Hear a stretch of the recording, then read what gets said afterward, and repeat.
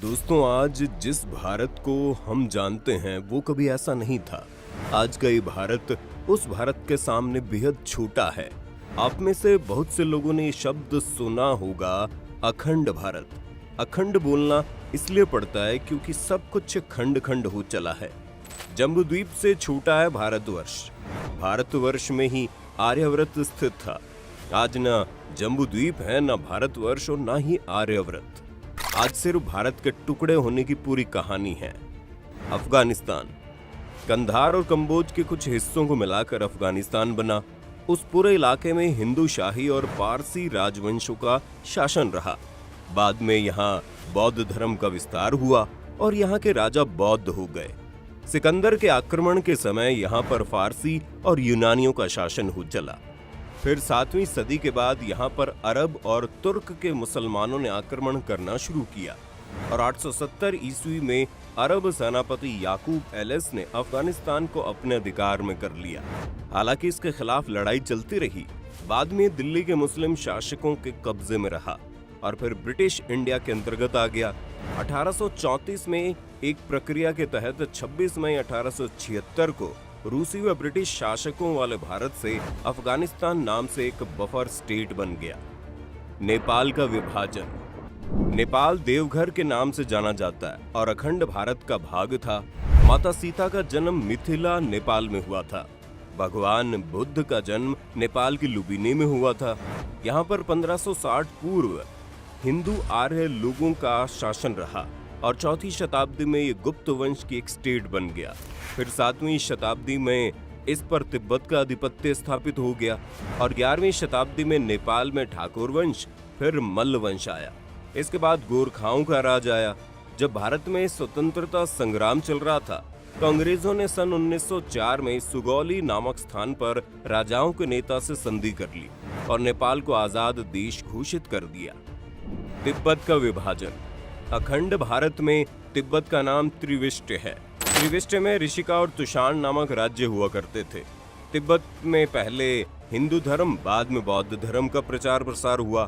फिर आगे चलकर तिब्बत बौद्ध धर्म के लोगों का प्रमुख केंद्र बन गया। सन 1207 में शाक्य वंशियों का शासन शुरू हुआ और 19वीं शताब्दी तक तिब्बत ने अपने स्वतंत्र सत्ता को बचाए रखा। सन 1907 में ब्रिटिश इंडिया और चीन में बैठक हुई और तिब्बत को 2 भागों में बांट दिया गया। तिब्बत का पूर्वी भाग चीन को और दक्षिणी भाग लामा के पास रहा। भूटान। भूटान भौगोलिक रूप से भारत से जुड़ा हुआ है। भूटान नाम की उत्पत्ति भी संस्कृत में हुई है। भूटान में वैदिक एवं बौद्ध धर्म के मानने वाले लोग रहते हैं। सन 1906 में स्वतंत्रता संग्राम के समय अंग्रेजों ने सिक्किम और भूटान को अपने कब्जे में ले लिया था।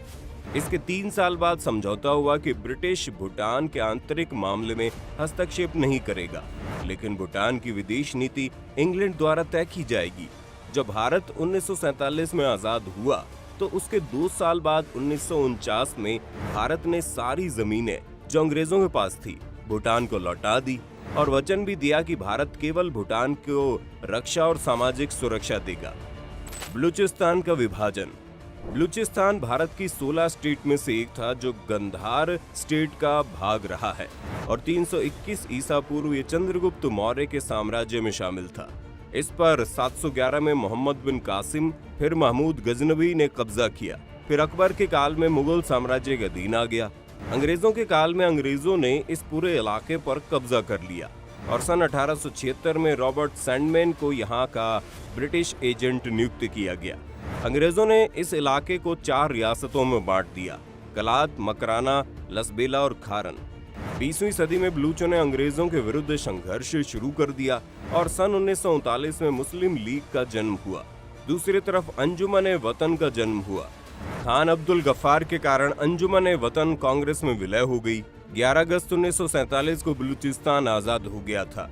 जिन्ना ने 27 मार्च 1948 को कलात को पहले अपने कब्जे में ले लिया और फिर बचे 3 प्रांतों मकराना, लसबेला तथा खारन को जबरन अपने कब्जे में ले लिया, जिसके लिए आज भी बलूची अपनी लड़ाई लड़ रहे हैं।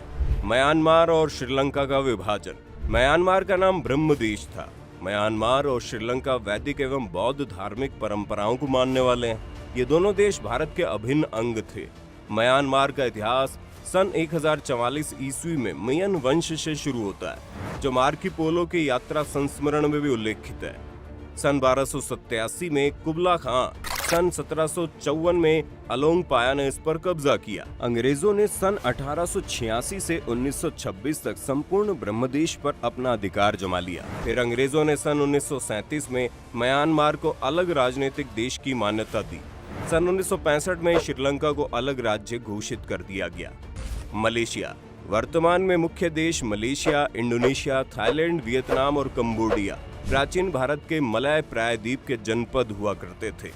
मलय प्रायद्वीप का दक्षिणी भाग मलेशिया देश के नाम से जाना जाता है। इसके उत्तर में थाईलैंड, पूर्व में चीन का सागर है। उत्तरी मलेशिया में बुजांग घाटी तथा मरबाक के समुद्री किनारे के पास पुराने समय के अनेक हिंदू तथा बौद्ध मंदिर थे, जो आज भी हैं। मलेशिया अंग्रेजों की गुलामी से 1957 में मुक्त हुआ।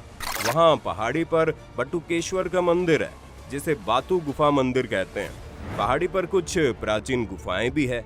पहाड़ी के पास स्थित एक बड़े मंदिर में हनुमान जी की भी एक भीमकाय मूर्ति लगी है। मलेशिया वर्तमान में एक मुस्लिम राष्ट्र बन चुका है। सिंगापुर मलय महाद्वीप के दक्षिण सिरे के पास एक छोटा सा द्वीप है। हालांकि ये मलेशिया का हिस्सा था। कहते हैं एक राजकुमार श्री त्रिभुवन, जिसे संग नीला भी कहा जाता है, उन्होंने यहाँ एक सिंह को देखा, तो उन्होंने इसे एक शुभ संकेत मानकर यहाँ सिंहपुरा नामक एक बस्ती का निर्माण कर दिया, जिसका संस्कृत में अर्थ होता है सिंह का शहर। बाद में सिंहपुर हो गया। फिर ये टेमासेक नाम से जाना जाने लगा। सिंगापुर का हिंदू धर्म और अखंड भारत से गहरा संबंध है। 1930 तक इसकी भाषा में संस्कृत भाषा के शब्दों का समावेश रहा। उनके नाम हिंदुओं जैसे होते थे और कुछ नाम आज भी हिंदू नाम ही है। ब्रिटिश औपनिवेशिक शासन के तहत ये दक्षिण पूर्व एशिया में प्रमुख बंदरगाह शहर में तब्दील हो गया। दूसरे विश्व युद्ध के समय 1942 से 1945 तक ये जापान के अधीन रहा। युद्ध समाप्त होने के बाद सिंगापुर वापस अंग्रेजों के नियंत्रण में चला गया। 1963 में फेडरेशन ऑफ मलाया के साथ सिंगापुर का विलय कर मलेशिया का निर्माण किया गया। हालांकि विवाद और संघर्ष के बाद 9 अगस्त 1965 को सिंगापुर एक स्वतंत्र गणतंत्र बन गया। अंग्रेज, पुर्तगाल और फ्रांसीसी काल में भारत। अखंड भारत पर अंग्रेजों, पुर्तगालियों और फ्रांसीसियों ने पहले व्यापार के माध्यम से अपनी पैठ जमाई, फिर यहाँ के कुछ क्षेत्रों को सैन्य बल और नीति के माध्यम से अपने अधीन करने का अभियान चलाया। अंग्रेजों को भारत में व्यापार करने का अधिकार जहांगीर ने 1618 में दिया था। जहांगीर और अंग्रेजों ने मिलकर 1618 से लेकर 1750 तक भारत के ज्यादातर इलाके को अपने कब्जे में ले लिया था। बंगाल उनसे उस समय तक अछूता रहा था और उस समय बंगाल का नवाब सिराजुद्दौला था। बाद में 1757 में उसे भी हरा दिया गया। इसके बाद कंपनी ने ब्रिटिश सेना की मदद से धीरे धीरे अपने पैर फैलाना शुरू कर दिया और लगभग संपूर्ण भारत पर कंपनी का झंडा लहरा दिया। उत्तर और दक्षिण भारत के सभी मुस्लिम शासकों सहित सिख, मराठा, राजपूत और अन्य शासकों के शासन का अंत हुआ। अंग्रेजों ने अखंड भारत के अन्य क्षेत्र श्रीलंका, नेपाल, म्यांमार आदि पर भी अपना अधिकार कर लिया। बाद में काल और परिस्थिति के अनुसार अंग्रेज, पुर्तगाली और फ्रांसीसियों ने धीरे धीरे अखंड भारत के अन्य हिस्सों से अपना अधिकार हटाते गए और इस तरह अखंड भारत के टुकड़े टुकड़े होते चले गए। कुल जमा बात यह है कि अखंड भारत के टुकड़े होने में सबसे बड़ा हाथ अंग्रेजों का है। आपको क्या लगता है, क्या इसकी और भी वजह है? हमें कमेंट में बताइए। अगर वीडियो पसंद आई तो इसे लाइक और शेयर कर देना। चैनल को सब्सक्राइब तो करना भूलना ही मत।